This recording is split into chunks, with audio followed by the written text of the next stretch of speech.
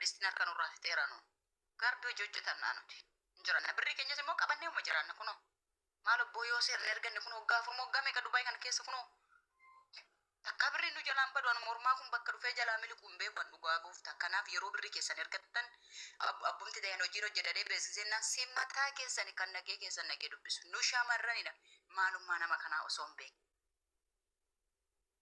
Eessa namummaa kana osoo hin beekin keessan naqee kan dubbisee hojii kana dhaqee toonamoo hin beekne irraan amma mucayyoon tokko guutaa dhiyoo kana birrii diraama biyya kana 7,000 kennite akkamtitti kennite naani nan hojjedhanaan jedhee nama naqee keessan dubbisee irra gasheetti hin boosii har'a nama hin beekne irratti namni diraama 7,000 miti diraama takka akkam gashaa tokko al tokko ijoollee karoora beekaani kun ijoolleen kun obseen faa kun ragaa kooti. Guutamallee yeroo birrii irraa ergaman akkaawuntiin ijoollee qayyaramuu danda'a waan ta'eef irra deddeebi'aa gaafadhaan jira. Ani gaafan akkaawuntii guutamarraa fuudhu guutama akkaawuntiin kee hin hojjeta. Kunoo yoo amma inni eeyyee naan jedhutti ijoolletti akkaawuntii isaan ergani. Isuma dhugaan isinitti hima naan sodaadha. Akkaawuntii namaa jijjiiramuu danda'a. Ijoolleen keenya immoo rakkoon keessan inni guddaan akkaawuntii waggaa irraa isinitti kennan. Isuma irratti fuutanii fabirrii gadi lakkeeftu otoo naman gaafatanii. Jiramiti sammuutti fayyadamuu waan jedhan tokko hin qabnu maal akka ta'e hin beeku obboloota.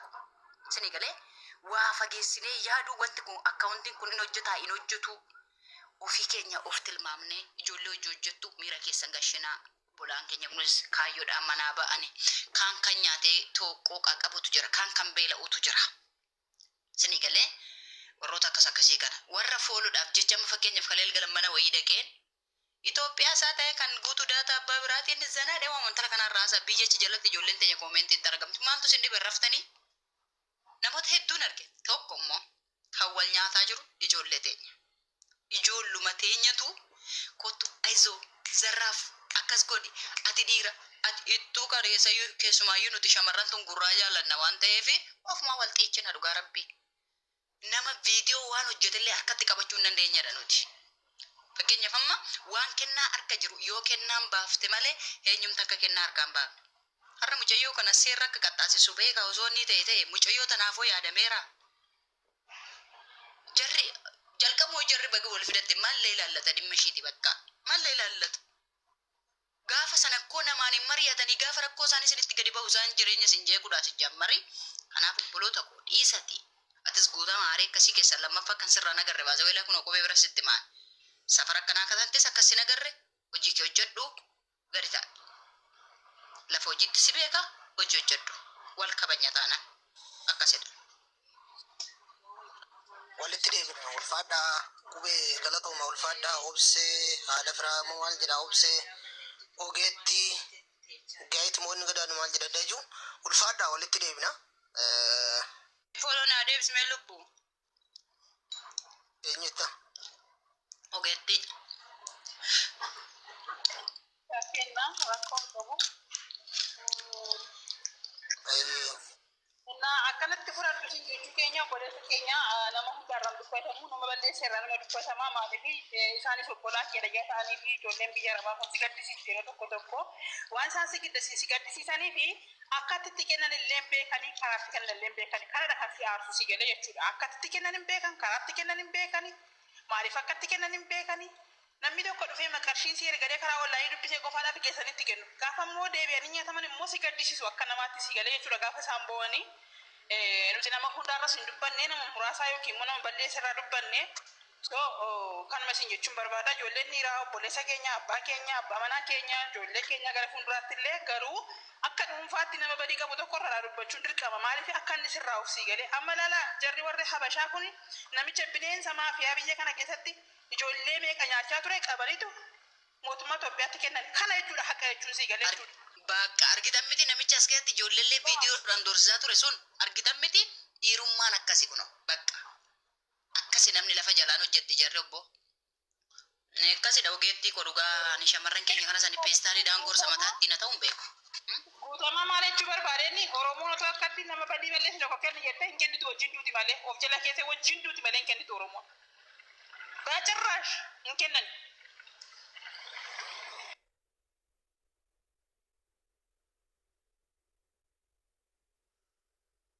Akkamati qaade. Jirra bakka ani duba bakka ate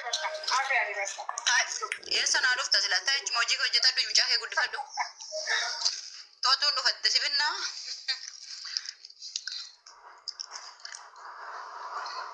Naanta jirtu iyyuu miira keessa ba'ee. Maantala ta'u mucaan tasgabbeessitanii giseen akkatti dafu maali gadi hin qabdanii mucaa kanan barbaanna barnooti biyyatti galfachuu boru ganaa waan Isaan meeqa amma wanni furmaata isaanii qabu beekta wanni furmaata isaanii qabu. Attuu achi keessa walii galanii achi keessa baasuu bichaadha amma dubartii maan kana nu goote san ta'e. amma lubbuun rakkatanis yoo ati dhattee Walii galanii. wanti sin elaa obse seera imaaraatii beeka. Keessumaa ji'oota darbe keessa seera biyya kana keessatti cime beeka. Elaa namumti itti kennate sun deemee kasasachuu mirga qaba malee guutamaadhaan mari'atanii dhaqanii birriitti kennanii nyaatamanii fakkeenya dhaqaa baasaa yoo jettaniifi hojiidhaan manaa ba'an kaayyoodhaan manaa ba'an laala. Kaayyoo isaanii nama tokkoof jecha gaafa dhabatu nama kaayyoo koo eenyumaaf jecha dhabuu hin barbaadu. Ufan eeggadha malee. Kaayyoo koo irraa eenyumaaf jecha hanqachuu hin barbaadu akkaana kennaatti. Garuu itti himna lubbuu namni kasasachuu fa'aa hin danda'u barra. Ragaa qabaannaa ni dandeessa. Seera imaaraatii keessatti akkaawuntii jira akkaawuntiin dhaqanii kassasu Oromoo as ba'anii Oromoo hubatte Oromoon tun. Matalee deemmoo ijoolleen hojjechuuf dhufanii miti hojjechuuf biyya keessa ba'anii birrii kana hunda kaffalanii dhufanii miti maaliif asitti saamicha godhanii jedhaman. Ani lubbuuti yereefun hojii wayii misaa nyaadhee kaane chipsi wayii reefu qorotto maaraa dhoko yeroo nu iyyuu isaa sin qabu. Bakka jira walitti deebina xiqqoo mataana dhukkube nan baara. Koi mataa sin dhukkubu natti dubbadhume takka dubbadhume fuungeetti takka dubbadhu obboleettii keettaadha ko sirraa gala. Na arrabsime mulee kootu galmee mangistii namaa. Kunoo mulee kana fa'aa hojii hojjisiisaa mucaa miskiina laal. Haa guddatu kunoon akkas akkasiin hojii hojjetu. Namni nagaan. Bareeda sana hodhimee ante shifoo. Muleedha shoofonii irraa ajajadha ayyaana kanaaf. Hojii hojjisiisaa Itoophiyaadha immoo kunoo qubee sapiraayiz godhaa maatii keessan qubee bakka barbaachisan geessa. Hojii kanatti hojjedha ijoollee teenya hojii hojjisiisaa. Assalaamu alaikum. Isbineetti. Waalaikum salaam. Budduuqsaa irraa wanti cakkab. Injira gutamu. Maali nu bira guutamaan mulee koo. Namichatu bukkee keessatti badeedhaan guutama. Jaamaadha beekta manumaa badeedha. Akkasuma gad deemee bukkee keessa bulee beekta baala bukkee keessa. Dhaggeeffadha dubbii ta'a. Ganama gaafa manaa bahee zor jedhanii mucaan osoo loon ariitu bira geesse beekta. Koome intala kooti safara keenya dhamitee abbaa maala noo sinan beekaa ennaanii. Ergan biyyaa bahee maala haasa'u warri mana keenyaa ennaan maala abbaa nutoo sin agarreerraa qabbanuma barbaaddanii bukkee seentasseeni malee. Nutoo sin agarreerra sin turuun argine malee jetteedhaan enna. Yeroo xaaraa turte baay'isee ilaalaan turenna kolfuufis jedheen immoo naa ta'uu dide kennaan immoo yaada bareedaa dubbachaa turte gidduutti bilbila dawwalamennaan nan bahee. Miira akkasiitiin jechuudha laayibiratti naasee lammata basumaam guddus. Indagatame gaadhi bakkuma qofaa isaan jira see mucaan. Ennaa jechuudha. Dhugaanis baay'ee sim jaaladha. Gadi nu cufe. Sim jedhi warra nyoochisanii an dubbii ho'isuyyuu waxee. Nuyi baarkoone nuyi kabbaneechine malee wanni akkanaan beenu. Maal jettu Keessa jirru. Gadan si buusaa kwa. Waatu jira laa guutama. Kenna. Samoon jirtaami mana raabsaatti gaafa naasaa ture. Ergasii laayibiin seennan baay'isuu laayibii irraa badeen jira samoon akkana jechuudha. Because uummanni keenya waan laayibii irratti si waan ajajatanii hamilee waan nu buusanii fenneetuma warra arabaa faana ba'a nama araba ta'e amman waan qoonqoo kan harkarraan dhabu baay'isee warra shamarranii beektu fedha mala warra arabaa. Nama bishaanis of harkaan dhabu wala. Kootan baadhee deemaa wala. Araba ergan ta'e jechuudha.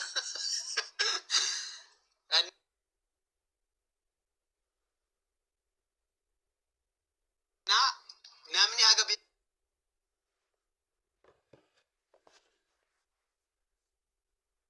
beekumsa ishii geesse beektaa guutama. Nama yeroo hunduma hattuu faana ooluu fi namni hunduu hattuutti fakkaata. Egalee amma nuti ani yeroo akka shaawarii galuufaa yeroo dhabee akkasumatti rafu jira baay'ee. 24 hours la sa'a 24 nan hojjedha nama. Sa'aatii 24 jira. Yoo dawwalte hirribaa kee uffata koo qumtaa kuffadheetan ka'ee si keessummeessa eenyumaanuu. Si galee hojiirra jira sa'aatii 24. Hiriyoonni komoo jiru kan hojiirra jirre oduurra warreen jiran sa'aatii 24 si galee lamaan keenyu Duubaay jirra garuu. Si galee gaafa isaan arrabsaman homaa natti hin fakkaatu naan. Sababni waa'ee dhiiraa biyya kanaa beekanii mitani. Dhiira Duubaay namoota Duubaay jiraataniifan gaafa ala ba'uun bara si galee. Anumtu inni waggaa 2 biyya kana taa'e. Viidiyoo tokko jedheen ture kaleessa. Marraan waraabe viidiyoo sana. Bakka daqiiqaa 10 hin taane daqiiqaa 10 keessatti nan baqelan qallatu kun bakka. Garuu immoo dhiironni keenya isuma keessa deliverii hojjechaa jiru si galee. Aduu sanarratti zahaama konkolaataa yaadi. Warri shamarranii yeroo madaamota faana baatan immoo warra motorsaayikiliitti warri madaamonni keessan akkamitti akka isaan kilaasii godhan argitan itti miti. Itti buusuuf haa ga'u makiinaa si galee.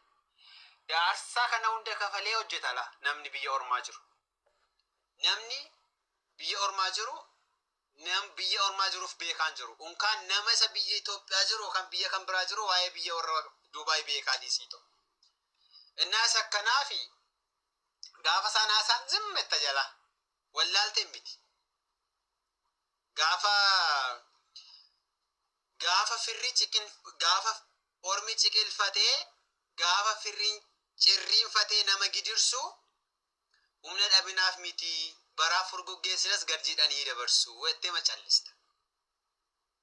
Egalee yeroo tokkotti firriin sitti cirriiffata bakka jecha kun immoo guddattu siin jedha. Zimmetta wallaaluma humna dhabinsa miti. Amma yeroo anama baay'ee dhiifama naa godha ijoollota mana madaamin jedhu amma namoonni tokko jiru keessumaa shamarran tokko jiru. Amma waa'ee shifoonii dhiirri hin beeku shamarratu beekamu. Shifoonii ajajatu miti. Carqii isaa sun argii isaan fixan bakka carqii. Mucaan Bangaaliin tokko jira bara keenya akkasitti hojjeta. Dhiirotumti keenya Duubaay dhuftan karaamatti shamarrarraa birri nyaatan barbaaddu naan jedhu anaan shifooniidhaan wal qabsiisanii. Alikko janajjaneen miti bara guutama. Shifoonii bitadhaa jedheen dhufe la piroomoshiniidhaan. Shifoonii fi birrii shamaraa nyaachuu maaltu walitti fida? So namni wanta mataasaa wanta sitti fakkaate naasaa. Namoota baay'ee waa'ee kee tilmaamaa naasa'uu barbaadaniif callisi jala. Haasa'e yeroonni afaan isaa dadhabu innuun callisa. Deebisee booda garuu waa'ee keessumatu waan gaarii dubbata. Na waan akkasii irratti akka obboleessaa sin caalu tuna caalaa beeka garuu ijoollonni warreen kaaniyyuu namoota waan hin taane bakka miira keessa si galchanii warreen siyaasabsiisuu barbaadaniif jechuudha. Abadan miira keessa hin galliifi. Tasuma majoollota warra sodaa tokko maal isaan iddasnee dhabeettu. Intala tokko qullaashii gaafa isaan miidiyaatti fidatanii dhufan qullaashiitii minaan jedhu miti. Maarri maannoon bareeda maarra akkoo qaba jedhu. Warran keenyaa sheer godhaame warra gurguddaatti waama dubbiin kun furamuu qaba irraa haasofna jedhanii jedhu. Chewachabu ta'anii. Seegalee isaan warreen sun hin qabbaneessu jechuudha. Warreen sun saatti godhu zimmedhanii maal godhani qalalli godhu. Innaa isa kanaafis dheengadda waan tokko dubbadheen ture.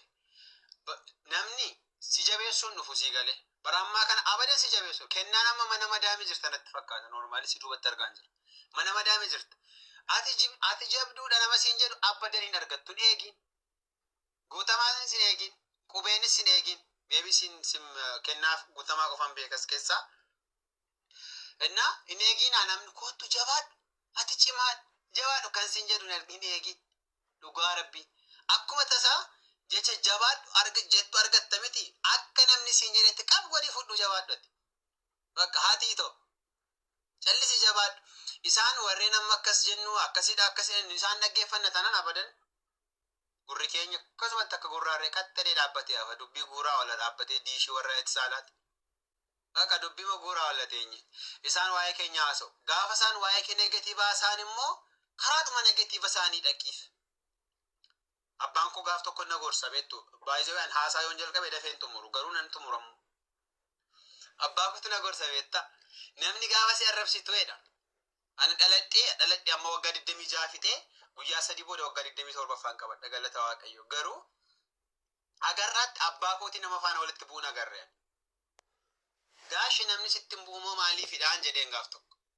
guyyaa guyyaatti natti bu'aa oola namni jedhe maal ennan tuffadheen dhiisaa jedhe maqaan jireenyatti ka tuffadheen dhiisaa jedhe innaa akkasidhaa jedhe namticha tokkotu normaalii wanti kun qabatamaa inni kitaaba hedduu waan dubbisuuf kitaaba kamirraa kana dubbiseeru hin beeku garuu abbaa kun natti hime namicha biyya Ameerikaatti paarlaamaa keessatti carraa filamuu argate tokkotu paarlaamaa keessa walgahii taa'aa jira so walgahii taa'anii paarlaamaa sana keessaa namni tokko dhufeet ati sabbaasaa caammaa hodhudha sana sabbaasaa caammaa hodhu sana miti abbaan kee caammaa hodha miti jedhee dhufe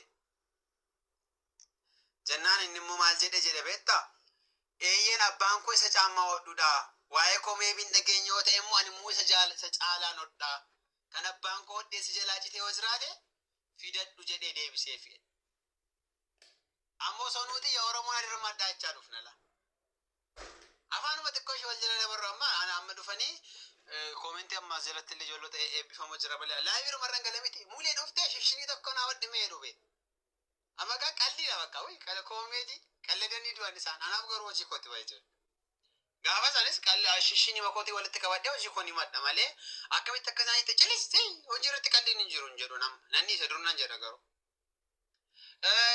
waa'ee ati ijoollota warra Duubaayiiti miti siin jedhu miti warra Duubaayiidha warra kam warra dafqe nyaatu si galee eessa jirta birrii arabaa birrii shamaraa amma si jamar deebii kennuu hin qabnu maaliif beektaa saree sitti dutte hundumaaf gadi jettee dhagaa fuuta taanaan guyyaa lama boodatti dugdi keen jiru si galee saree sitti dutte hundaaf gadi jettee dhagaa fuunaan dugdi keen cita baay'ee wayi Kube amma tigajjette amma sooma uffata hodhaa jirtaa yaati. Uffata hodhaa jirta okay. Osoo amma mucayyoon si bira jirtu kirrii adii kirrii tokko kirrii lafa si jalaa buuste gadi jettee fuuta. Isuma isa arrabsoo dhisiga. Maqaa si rosa jalaa gadi jettee fuuta. Ati amma xiqqoo tokko dugda kee ni mattu. Inni taachuudha bakka dugda kee si dhukkuba. Kanaaf namni hundaaf gaafa kam dubbiin bal'ata sinitti fakkaate. Gaafa nuti deebitti kennuu fidamu. Kennaan osoo kennaan ni fakkeenya fudhaa ishee kenna viidiyoo waan baateef. Qullaa ishiin argadde qullaa kennaati. Koottaa sheer godhaa gaafa jedhan dubbii yeroo kan bal'ata beektaa gaafa kennaan gastii sanarra galtee yaada kennuu jalqabdudha. Uummanni hundumaalee egaa deebii kennaa. Yoo isheen haftee dubbiin sun hin dhaabbata baay'ee. Dubbiin sun kan ta'e dhaabbata. Koota akkas godha akkas ta'e dubbiin akkas ta'e akkas ta'eera ishi bakka akkas ta'e ishi bakka dhidhiisi maal haasaa isaa deddeebiin firnaasaa hin dhaabbatabe gaafa inni xaxxedhu ati immoo dhugaasaa dhaggoota jechuu tokko nutti himtee biraa kottaa jechuudha. Innaa kanaafi alhamdulillah nuti diyaaspooraa warra dafqaan buluudha warra hojjetee buluudha warra hojjetee bulle immoo nutuun arrabsinaaniif butamaaniyyuu warra hafuuftumoo. Warra hojiin isaaniif jireenyi isaanii waliin fakkaanne immoo nuti isin gargaarree isin arrabsina. Walitti makaa arrabsaa rakkoon qabu. Guyyaa tokko garuu maal ta'a beektu? Gaafa dhugaasaa bartan wayinii an akkasan sin jedhan ture bayyeessus hin dhiifama jettala. Gaafas dhiifama gaafachuurra hardhuma filaa arrabsaa namashii. Warra ajalan jiran miti isaan hin jiran lakki. Itti himaa gasirra yoo dhattan. Ajala warreen jiran nama arrabsan miti goota. Nama arrabsaa warri mana kee. Warra itti himaa gasirra gaafa dhattan.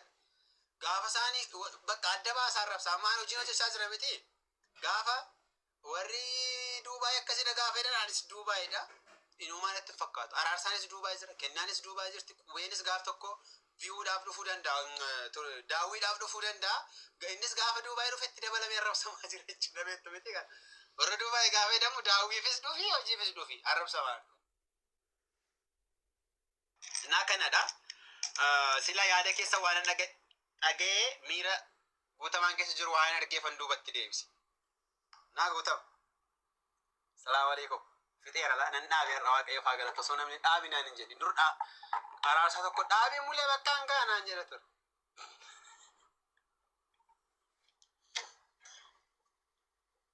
Amma fooloo nu deebise shifoonii barbaada.